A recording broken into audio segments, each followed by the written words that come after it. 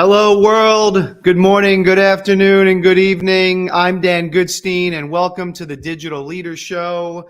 Each week, we discuss key issues at the intersection of business, technology, and the humanities with the hope of making you a better digital leader as we all transform to fully digital enterprises and a digital society. We're live each week, Wednesday at noon Eastern, 9 Pacific, 6 Central European Time. We're on YouTube, LinkedIn, and Twitter. We also put the recording audio on major podcast platforms the following week. I head up the Digital Enterprise Institute and ERPA AI, the Institute for Robotic Process Automation and Artificial Intelligence. My co-host, as always, is Carlos Alvarenga, Chief Research Officer for DEI, an author and educator at the Robert H. Smith School of Business at University of Maryland, at Georgetown University, as well as a former advisor at Accenture. Carlos, if we keep doing stuff together, your bio is going to be so long, it's going to need its own show. Just make it short. Writer is good enough, Dan. That's all I ever wanted to be. I'll be happy with that term. Good to see you, my friend, as always. And so if you've been watching the show, you know we've really been focusing on this this new format of covering key topics that are part of our weekly DEI Weekly newsletter. It's a curated selection of our favorite content for global digital leaders. It goes out to members each week. You can sign up at DEInetwork.com. We'll have some announcements as far as guests, Carlos, right? We're going to be devoting at least a show a month, if not more, to some kind of guest episodes, bring in some experts. So it's just not just your opinion and my opinion, but I think we're doing pretty well because last week I think we solved the problem of censorship on the internet, right? Little topic, small topic. And I think we solved it, Carlos. Back and check the tape, but you're probably right. Mm-hmm. We'll go back and look at it, and but in all seriousness, it's an ongoing issue, I couldn't help but notice, right after that episode aired, I saw this article about the results of this hearing with Alex Jones. Being ordered to pay $1 billion for disinformation that the court said that he put out related to Sandy Hook and things, and it just kind of underscores this debate about we talked about last week. What is free speech and who gets to censor it, who gets to make this decision, but. I do think, that in the Texas court hearing that we talked about last week, it definitely does kind of, as the article in Wired this past week mentioned, it really does signal maybe this kind of crackdown on disinformation on the web. Yeah. Well, I had a debate after the show with someone who saw it, and we continued the conversation, and this person was arguing that she advocates for no limits at all on free speech. She just thinks you should be allowed to say whatever you want to say. And I mentioned this particular case, and I said this was, I think it's the largest verdict of its kind or award of its kind ever.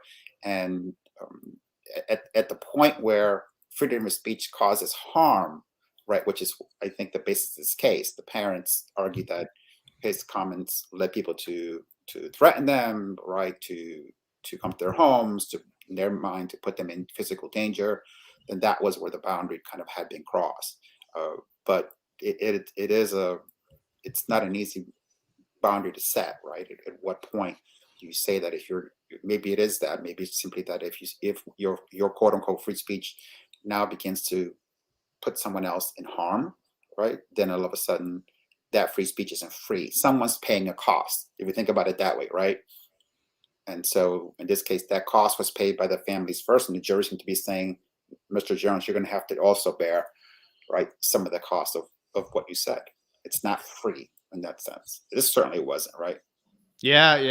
And I listen, I think the whole thing was despicable. I'm not a fan of Alex Jones or anybody like him, because I think there is a difference between, being a shock jock and being a liar. But I do wonder, how straight the line is, or how blurry the line is, maybe a better way of saying, between, do people's actions and information they put out there actually harm people, physically harm people, or is it more of an emotional thing or a politically motivated thing to say, hey, we want to punish you But I think the big difference here, and this is, I think, part of our debate last week, was there's also a difference between a difference in opinion and an outright lie.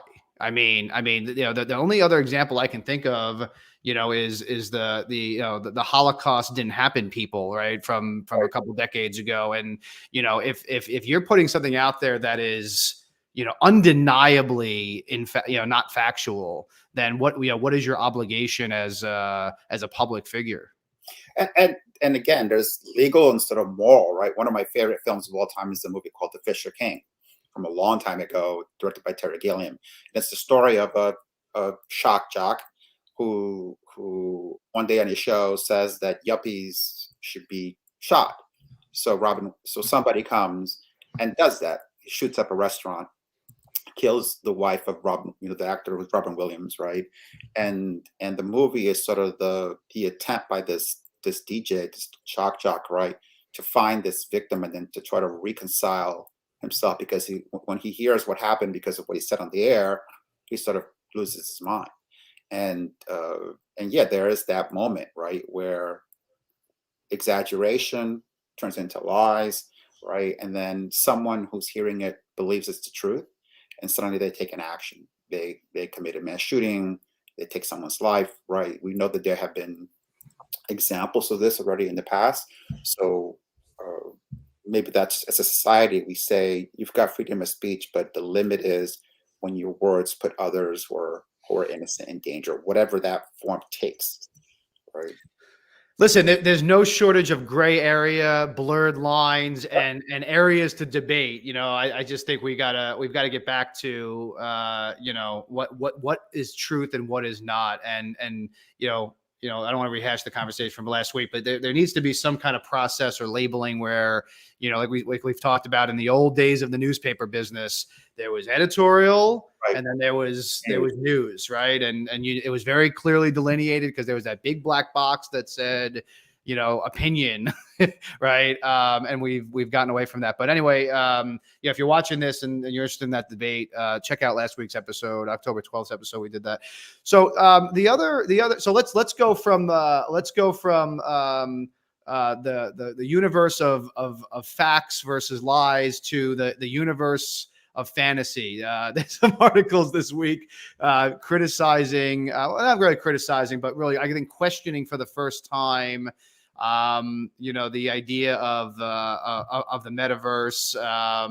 It's kind of interesting in a way, because in some circles, nobody knows what you're talking about when you talk about this. In other circles, people are talking about it being really the center of the wheel for the next iteration of the web and the way that we interact, around, crypto and NFTs and blockchain, and a couple other, related technologies, VR, AR. But there's been a lot of naysayers, I think, in the last couple of weeks. And I think, again, it was prompted, whether this is right or wrong, it was prompted by, Facebook, Meta coming out and saying, what we thought was going to happen in the next year, we want to downgrade that prediction several fold, because it's just not catching on. And then the other thing was I read, right, getting ready the review of the new VR headset from Meta, the Pro one, right, the one that's supposed to be used by professionals, and the conclusion of the writers seem to be that, I just don't get what's the benefit, right? And you kind of have two issues. When you have to wear this device, I don't think that's particularly comfortable, but putting that aside, there wasn't a clear sort of case for what this thing, at least at this early stage, what it does. When you watch the movies and you see people living out fantasies, right, getting ready to play NFL quarterback at the Super Bowl, and imagining that you're really there, okay, that's one thing. But that seems, the gap between what people's imagination of what the metaverse is and what this person actually saw when she put on the headset is just a century away, right? I mean, right, metaphorically, right? It was not even within the realm of what this thing could possibly do. So I guess the question is, what's the business case, right? Is this a solution looking for a question? Because is anybody asking for this? You talk to a lot of tech executives. Does anybody, is this something that people are, a problem that they hope that someone's solving? No, I think it's one of these issues of straddling the now versus straddling the future. Do I think that the metaverse is real and will become, the next iteration of the web? Yes, I do. Will it be in the form that people are talking about now, and certainly Mark Zuckerberg hopes for, for Facebook Meta? I don't know. I don't think anybody knows that. It'd be like saying what stock is gonna, go crazy in the next next year. If you could predict that, if you could predict Bitcoin before it went up in price, you'd be retired now, right? But I think this goes back to a conversation that we had a couple weeks ago about Elon Musk and Tesla. I think Zuckerberg is one of these guys that, he's pushing for what he feels is the future, regardless of the commercial ramifications of it. And you can judge on your own whether that makes sense as an investor to invest in Right. companies like that or not. But I think that they're doing it because they feel it's the way things need to go, and they've got to push the world in that direction. And I do think the evolution to a world where we interact on multiple kind of planes and channels is inevitable. I do. I liken it to the beginning of the internet, right? If you go back and look Yeah. at the clips where people first started seeing the internet, it was impossible to imagine back then that the way in which most of what we use it on a daily basis would be on a phone.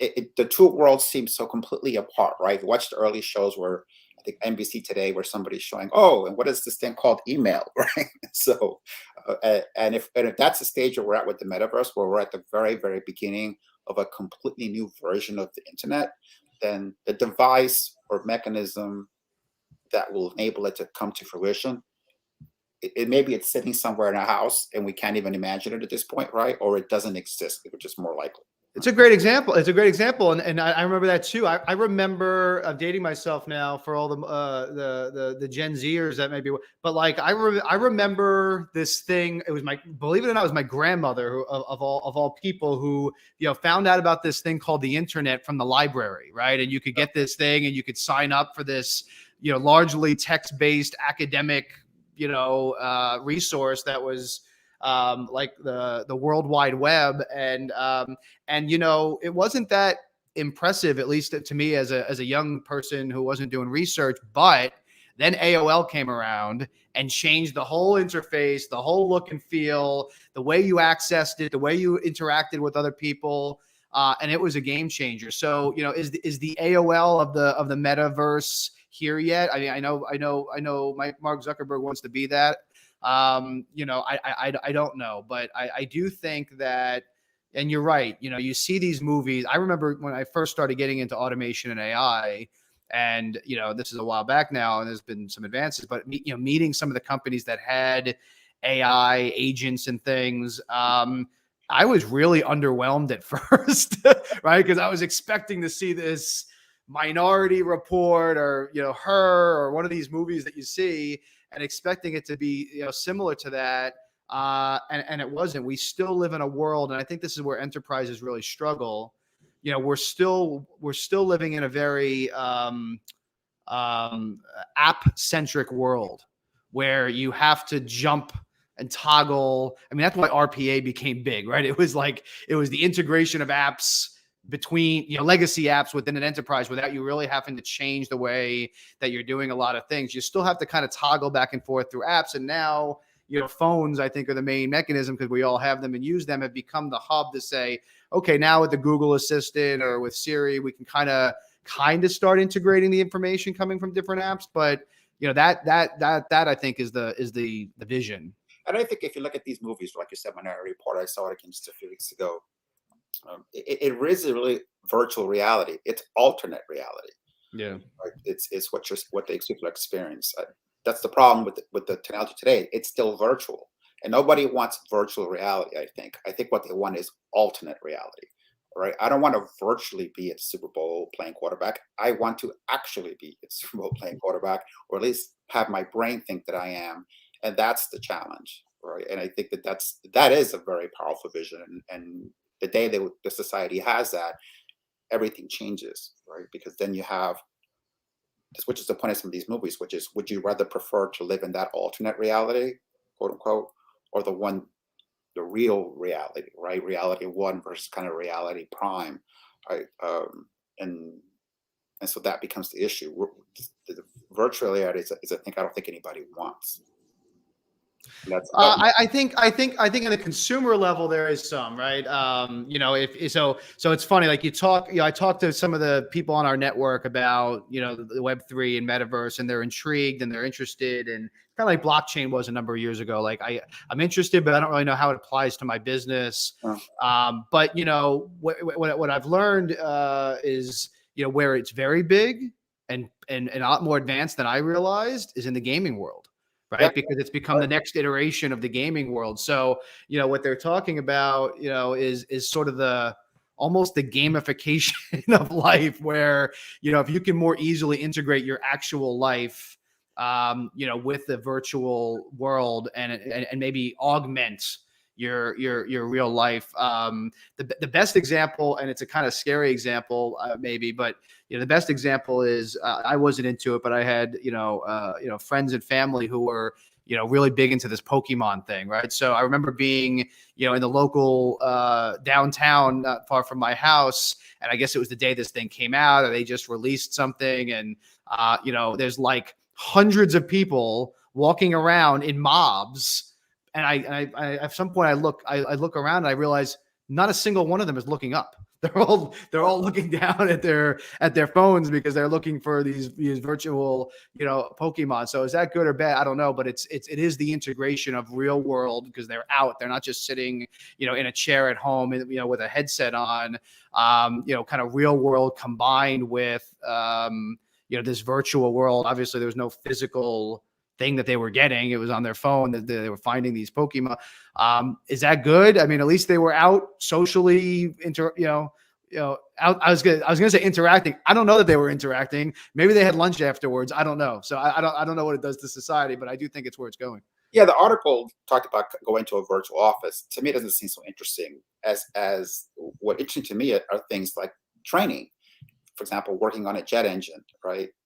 If you could put on a headset and sort of go inside that device, right, without having to actually have a real jet engine, or medicine, right, chemistry, in some of these fields where there's risk or complexity or expense, to have the real thing, and they're able to create an alternate version of it that you can interact with, that's just as good as, right, or in some ways even better, then suddenly it becomes a remarkable technology. But it seems to me I think they're going to get there, right? And kudos to Zuckerberg and Meta if this is their vision, because, like you said, as long as the shareholders are okay with it, they seem to be fully committed to getting there first.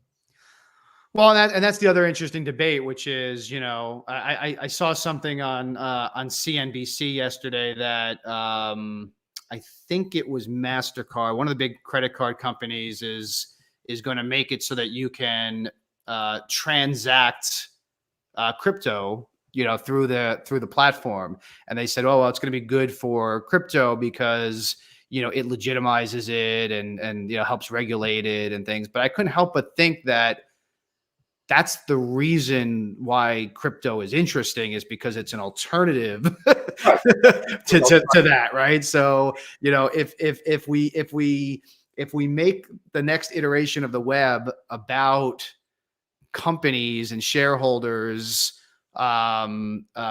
endorsing it, then does it defeat the purpose? Because at least one of the kind of mission statements of this stuff is to decentralize the web, become less dependent on big corporations, and democratize access to various different resources. And that was the original vision of the internet as well, right? It didn't work out that way. The internet, to me, like we talked about, I think last week, right, more and more looks like television, which, right, Right. there's a few big companies broadcasting video, because most of the content today on the web is video, and paid for by advertisers. That would look familiar to a 1950s TV exec. Yeah, interesting. Right. You bring back somebody from the old NBC studio days, right? They go, well, okay, the technology's changed, but you know what? The business model, I recognize that pretty well. Yeah. So Carlos, the main kind of story, the main thing, that I wanted to talk about. In the DEI Weekly that you compiled last week, there was a lot of content about the changing employee. And then, I couldn't help but stumble upon, a half a dozen or more headlines about companies cutting jobs, moving to technology, moving to AI, McDonald's beta testing in Chicago, an AI drive-through ordering system that, will eventually replace employees. Royal Mail in the UK announced it was slashing, I think it's like tens of thousands of jobs for efficiency, which we all know is, it means technology. So there's this really interesting kind of juxtaposition going on right now of, employee empowerment or enlightenment or whatever you want to call it, where employees are being more critical of their employers and more selective about the jobs that they're willing to take on. But at the same time, it seems like companies are at least freezing hiring, in a lot of cases slashing jobs, seemingly accelerating their implementation of some of these experimental technologies that people are doing, right? Yeah, I go back to two labels, right? And I think that there's labor and there's talent, and and and all of us are sort of one or the other, unless we're management, right? Unless we own the company, then we're either labor or talent. Labor has very little leverage. Talent has a lot. So if you're a star programmer and you say, I won't work unless I have this and I have that, and I want this particular thing about my job, then you're a talent, right? If you take whatever you can get and you live by scheduling software, right, or an app, and the app or the software decides when and where you work, you're labor, right? And we used to think of that as white collar, blue collar, quote unquote. It doesn't exist that way anymore, I don't think. I think today it doesn't matter. There is what used to be called uh, blue collar labor, which is talent, right? And calls the shots their own way. And there's quote unquote white collar work, which thinks of itself as talent, but is really labor, right? And those are the people who are being replaced by robots and have very little leverage. So I think that's the world we're headed to, right? And the question is, if you're not talent, it's a good idea to become talent, right? Because talent doesn't get outsourced or gets replaced by robots. Labor does.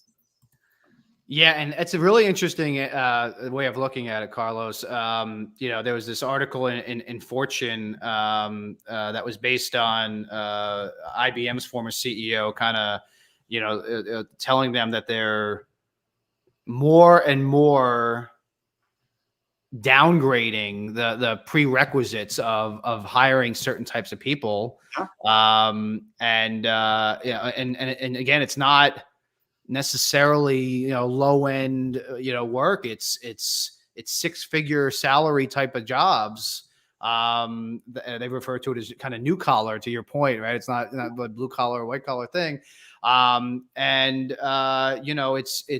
evolved, right? The what they I guess what they consider in your explanation, what they consider talent versus labor has evolved. If you look at certain, again, what are called blue collar jobs, right?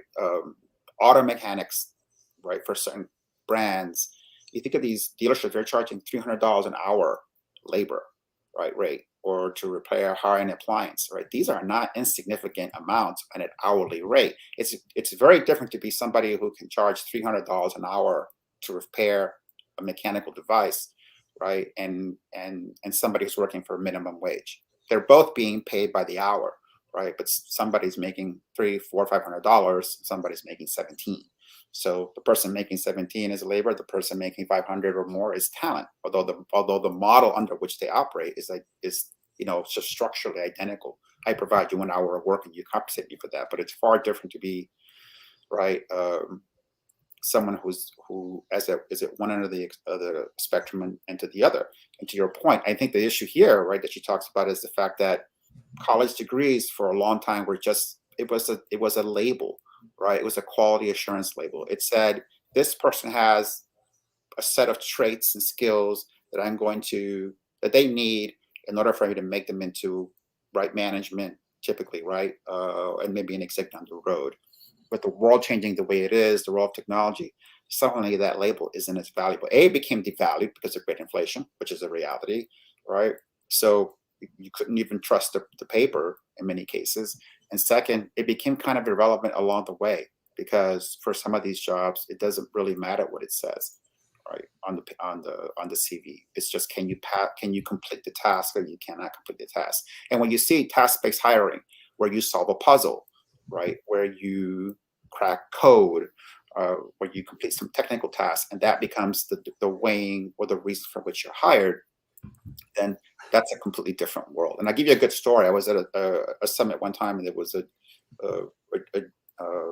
head of an intelligence agency, and he was talking about how they were having a hard time recruiting people who spoke Arabic. And so what he said was, the traditional model was you would ask for someone who had taken at least 2 years of Arabic in high school, but the success rate wasn't very high. So what he said was, they did an experiment. The experiment was this: they made up a fictional language, okay? And then you were given a page of this fictional language. And then you were given 24 hours to translate the page. Okay, the language didn't exist. If you could complete that task, okay, within 6 months, and let's say you had never studied Arabic for a day in your life, what he said, within 6 months, you had caught up to the people who were succeeding, who had years and years of Arabic. The innate skill wasn't Arabic. The innate skill was code breaking, right, or linguistics, right? So he said it completely changed how they thought about who was their candidate pool. It wasn't people who studied Arabic. It was people who could crack that, who could translate that page. And I think you see that more and more in corporate world, that thinking, and I think it is the future, where you say, it's not what it says in the paper. Is, can I invent some task, right, or some activity that if you complete this is the reason you get hired. And I know the CEO of a company called Ultranauts, right? It's a company we talked before, where it's majority people on the autism spectrum. That is exactly how they hire people to do software testing. You have people who never finished high school working alongside PhDs, and it is completely task-based, let's call it problem-solving based hiring. And I think that's what she's referring to in part. Yeah, and I think it also opens the door for, more outsourcing, more offshoring, less traditional employee, more technology, all those things. And again, I'm obviously not necessarily against those things. We started with an outsourcing institute, but I think people. And maybe when I say people, I think employees of a lot of these companies may be being a little bit short-sighted to say, it's like there was a headline a couple weeks ago that we talked about on the show about, be careful if you work remotely, because if your job is remote, then you might be able to be replaced by somebody remote in another low-cost destination. And so, as we evolve the definition and the criteria for talent or labor, just people need to realize that, or people that are running these companies watching this need to realize that has ramifications. You're not going to convince me that Microsoft is going to cut all these jobs and then they're just going to bring them back to exactly the way that they were when the economy changes. Well, yeah, right. Talent can say, I want to keep working remotely, right? And if you don't let me, I won't go back to work.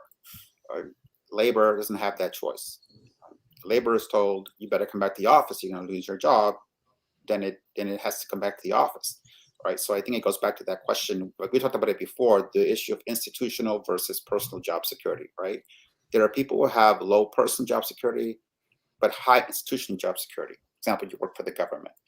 Right? If the institution you work for, right, isn't going anywhere, should you lose that position, you could be in trouble. But as long as you don't, you're fine. That's distinct from the person who works for a startup. The startup folds after it doesn't matter because they're a superstar programmer, right, or a highly skilled technical person. Their personal job security is very high. They'll land a new role within, right, months.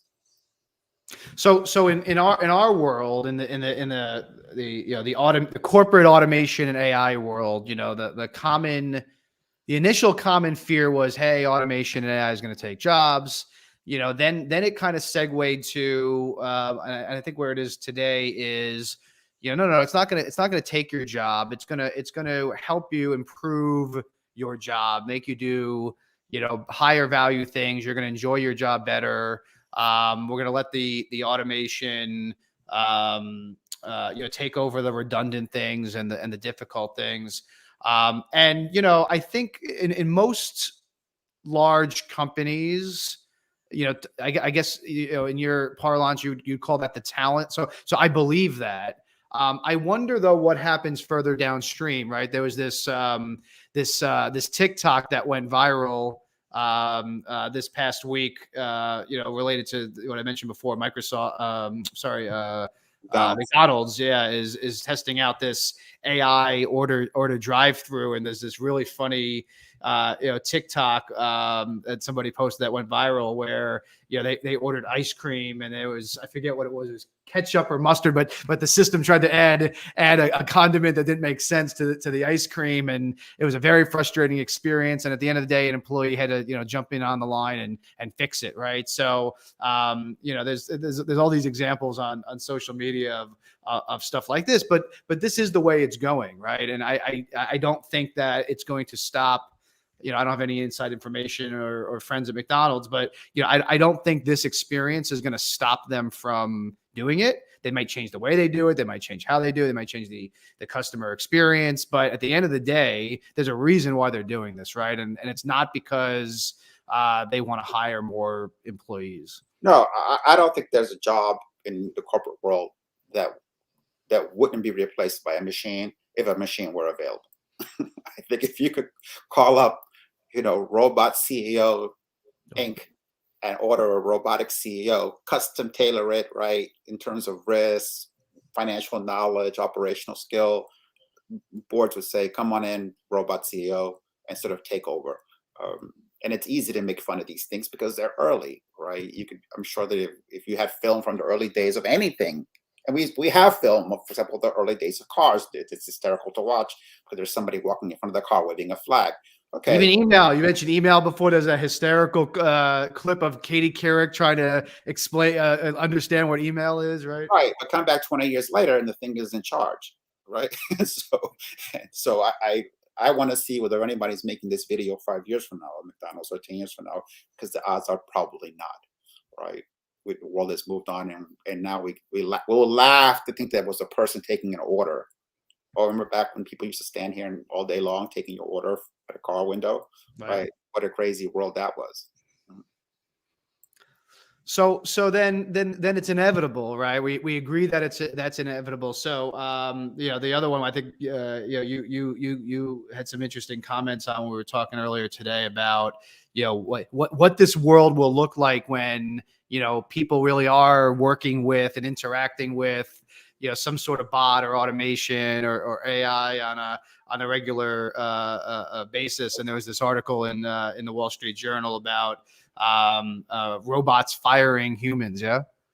Right. And like the article headline says, it's best not to be too human about it. The thing that seemed to tick people off was the robot who tried to act like a person or tried to display, human traits when they were firing you. If you're a robot, fire me, then fire me like a robot, right? Tell me I need to go, and that's that. Don't pretend. Maybe this applies to some people as well, right, Dan? We've all probably had a boss. You go, well, stop pretending to care about this when we know you really don't. So, honesty, and back to our conversation last week about should AI identify itself, right? And the answer is, I think that it is, because we react to it differently if we know we're talking to a machine and if we're talking to a person. Right? But this, to me, is one of the most fascinating phenomena of our current age, which is we're at the dawn of machines as management. Right? And what does that mean? Machines as co-workers for everybody, machines as management, right? Machines as employee. What if tomorrow you're in charge of 3 robots? is management is the management of artificial people. Remember in the original Alien, right? Where the guy says we have a robot on board, or I think it was an android. The guy was, I prefer the term artificial person. All right, and so we're now entering that world of artificial people in the workforce who work with, for, or right, or for whom we work, and I just think it's a remarkably fascinating topic. Listen, there's obviously issues with it, but what I think about is, and without getting myself into too much trouble here, I think about my experiences, and this is why I think it's so interesting. Like I said before, the juxtaposition between what employers are doing and what employees, it's like they're not even living on the same planet. It's like the employees are being more critical, more selective. They want more out of their employer, and the employers are kind of saying, they don't seem to see the writing on the wall. Maybe I see it, or maybe That's one is the cause of the other, right? The more your employees ask you for fulfillment and right. purpose, the more you start shopping for robots. But employees don't seem to see this, and I think that gets, we gotta educate the marketplace on saying, hey, listen, if you're not happy with your job, go from labor to talent. Figure out how to become Right. that non-replaceable, talent, the person that can run the McDonald's instead of taking orders at the drive-through. Because I think it's, like I said, it's inevitable. But the other part of it is, my experiences in my consumer life going to these places are very mixed, and I would tell you that the majority of the time my experience with these the people that work in these places is not a good experience. I'd rather work with a intelligent machine, because even if it does make a mistake, it, in theory, it learns, right? And so, like you say, it's early. At some point, it's going to be it's going to get better. Where if you teach that server employee how to do something, they're probably going to be gone in 60 days anyway. So you're kind of losing that, and that's the bigger point I wanted to make, is that I don't think that it's a new paradigm. I think people are very afraid of this, and I get it. It's easy for me to say because we're in the space, Carlos, but the idea of working in a, let's say I'm picking on the franchises, but the idea of working on a franchise where your boss, even the general manager of that franchise, doesn't have a say in how HR works and how marketing works. And there's an article I saw where somebody said this week, don't ask me. I don't know why we don't take Apple Pay. I just work here, right? That's been going on for years, where these big corporations are, you're just a number. You're just store number 372, right. And you're the low end employee at store 372, and you have no say over what that corporation really, really does. And so, is it that different for you to go from a ghost boss to a robot boss? Is that really that much of a different paradigm? No, and I think what you're seeing now is that you see these TV shows and films where there's always kind of there's the worker group who is threatened with that we're going to shut the store down if you unionize, right? You see the TV show Superstore. There's kind of a running theme in that sitcom, right? And so, okay, if that was the threat that was made, right, to hourly workers in this industry, now it's not. Right, we're going to shut down the stores. We're just going to bring in the machines. And so, as the machines get more capable, then that becomes the issue, right? There's a book called Only Humans Need Apply. It's these two authors. They sort of imagine a world where the machines are sort of there, and they argue, what jobs are going to be left in a world, right, where you would see a one ad that says only humans need apply, right? And he says, well, there are only really 4 jobs, right? There's making machines, right, which would be a highly paid, lucrative job. There's keeping the machines running, because machines still tend to sort of break down, right? There are jobs that machines, for whatever reason, don't or can't do, right? Maybe it's artist or dancer or whatever, something in entertainment, right? And then there might be these niche things sort of fall in the cracks, he says, but that's about it, right? So we go back to the question: are you labor or talent? Um, and if you're labor, like you said, right? I don't think there's anyone who can say my job is safe from automation or from AI or robotics, right? There's too much at stake for the companies to win, to not push that as far and as fast as they can.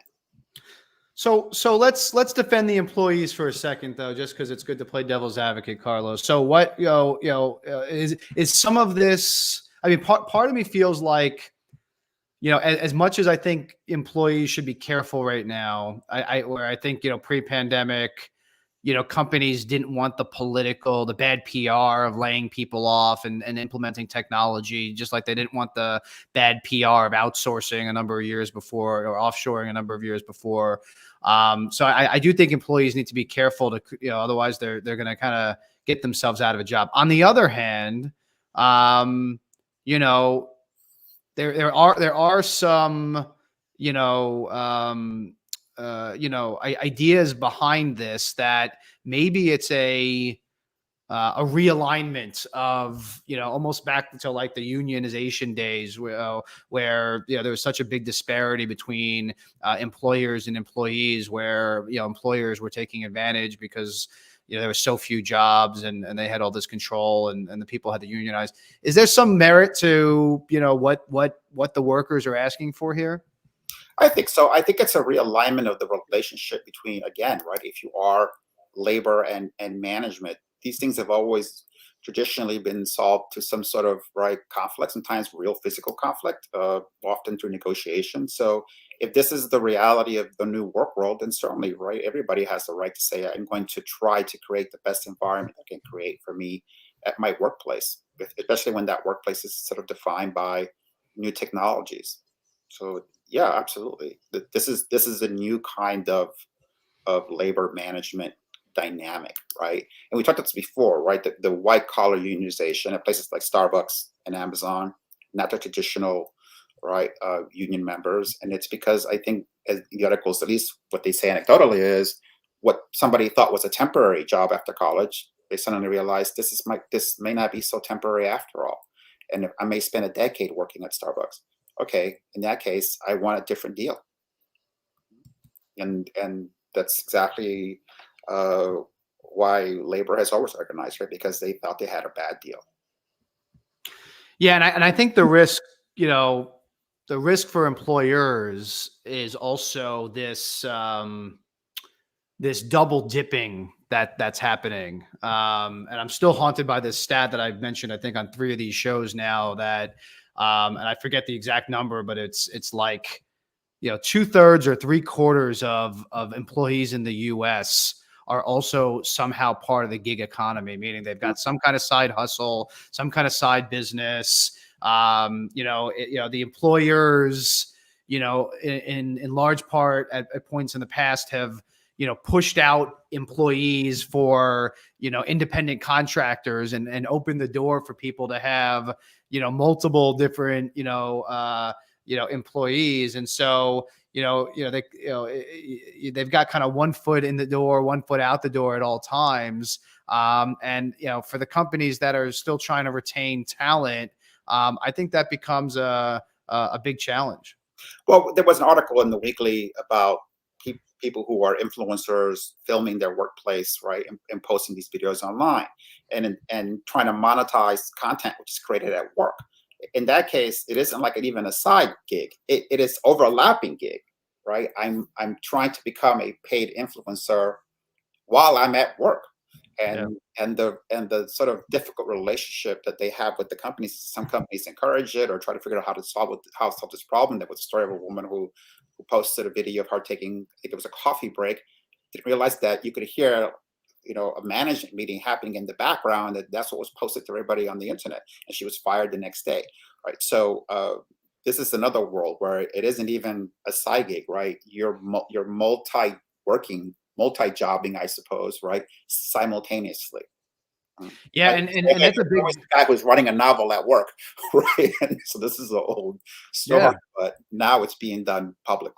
Right. And you could argue on the back of their employer, right? Like if they Right. weren't at that job, There's one that, has been in the news recently, a flight attendant who, is telling people, all of the secrets of the airline industry. And it's caused some issues, right? Because the airline industry is saying, wait a second, I don't have control over what you post. It's a big shift from, you think the initial model of, we have a PR firm or a PR person, and all of that stuff, goes through them. I remember being in the, when I first started in the media business, I was just at the cusp of when people would actually talk to you off the record, right? And something would happen. The local paper I worked for, something would happen, and you became kind of chummy with the local cop, and he'd kind of tell you what happened and what's going on, and then eventually it evolved to the point where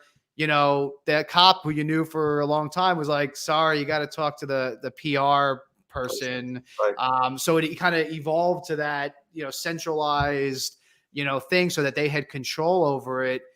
Now it's gone, back and further. Now it's not just, hey, you got to go to the PR person, Mr. Officer, what happened? Now the officer is actually not the officer, probably not a good example because they're probably a little bit more strict about that kind of thing. But, the employee is actually sitting there with their phone recording what's happening. And as an enterprise, you have no control over that in theory, right? No, not at all. And in fact, like we said, this convergence of sort of personal and work life, is fully manifested here, right?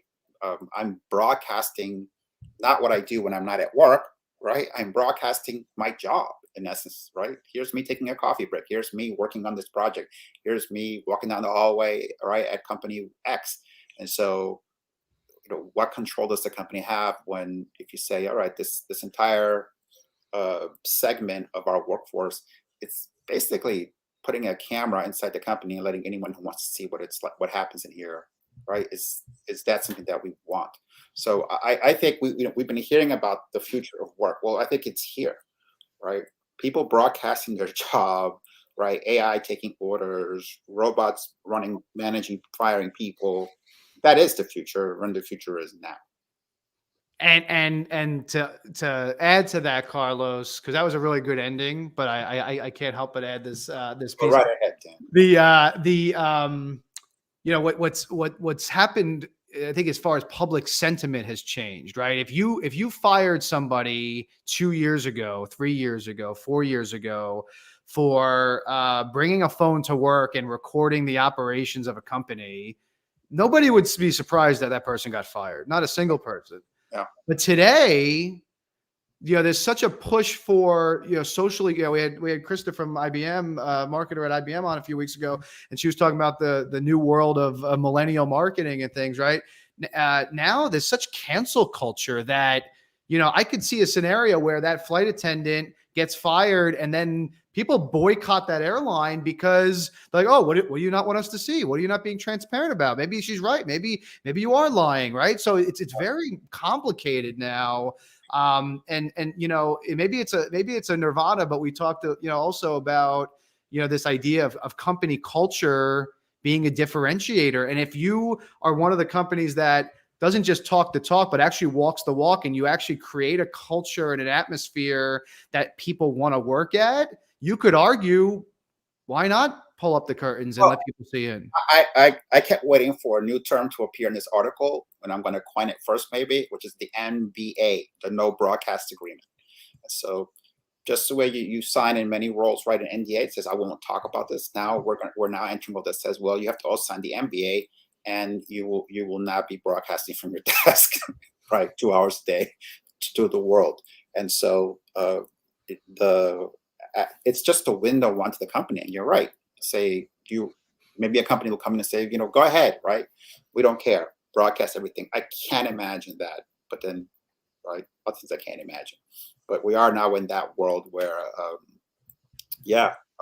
the blurring, the idea that multiple lives, multiple jobs coexisting at the same time. Not only that, but doing it publicly and on the air, right?